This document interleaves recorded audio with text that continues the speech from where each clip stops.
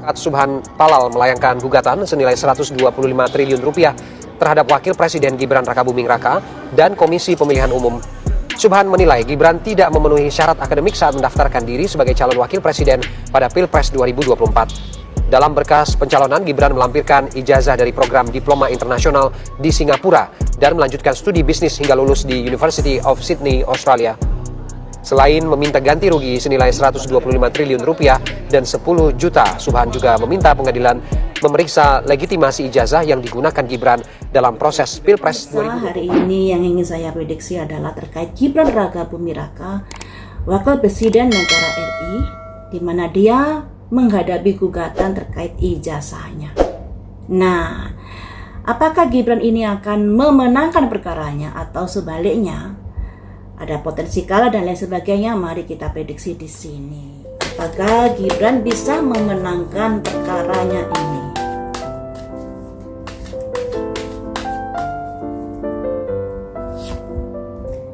Tujuh tongkat. Ternyata tidak semudah itu untuk bisa memenangkan, karena harus ada pembuktian dan lain sebagainya, apalagi proses masih berjalan. 9 pedang. Tidak bisa dipungkiri adanya gugatan tersebut tentunya menambah masalah dari kehidupan Gibran. Yang tadinya Gibran tidak ada masalah terkait dari ijazahnya, tiba-tiba ada gugatan, tentunya ada masalah baru yang dihadapi oleh Gibran ini. Dan di sini juga ada simbol pedang 9.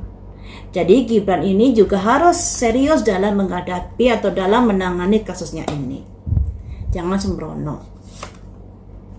9 koin. Kedudukannya dalam perkara ini masih kuat ya. Tapi asal nggak boleh sembrono. Menangani kasus ini harus ditangani dengan serius. Kalau tidak tentunya juga akan bisa kurang bagus untuk Gibran ya. Karena di sini ada 2 kartu ini loh ya. Simbol 7 tongkat. Adanya seseorang yang dihujani 7 tongkat yang penuh api. Masalah-masalah yang harus dihadapi Gibran terkait dari gugatan tersebut jangan dianggap enteng. Karena di sini ada simbol 9 pedang. 9 pedang ini simbol dari suatu kondisi yang bisa meruncing, yang bisa berefek kurang bagus kepada Gibran ketika tidak ditangani dengan baik.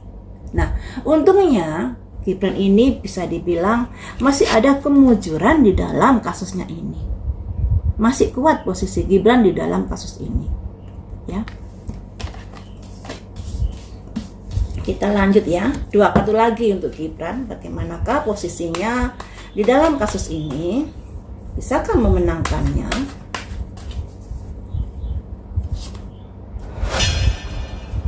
Ada simbol seorang pemuda naik kuda membawa pedang.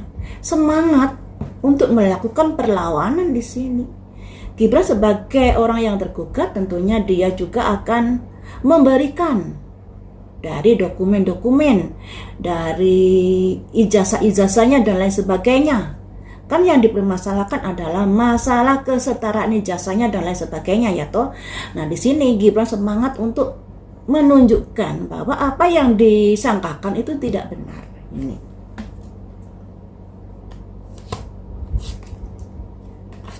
6 tongkat. Ada seseorang membawa bendera yang artinya pada akhirnya Gibran memenangkan kasus ini. Tentunya dengan kerja keras.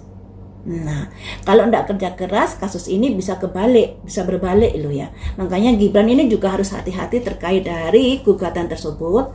Walaupun mungkin posisinya sudah kuat, tapi kalau tidak diselesaikan dengan baik, tentunya hal ini juga akan kurang bagus untuk Gibran. Dan hasilnya di sini, Gibran akan memenangkan perkara tersebut. Kalau kita melihat ke belakang, Gibran ini sebenarnya belum saatnya untuk bisa dicalonkan sebagai wakil presiden kala itu.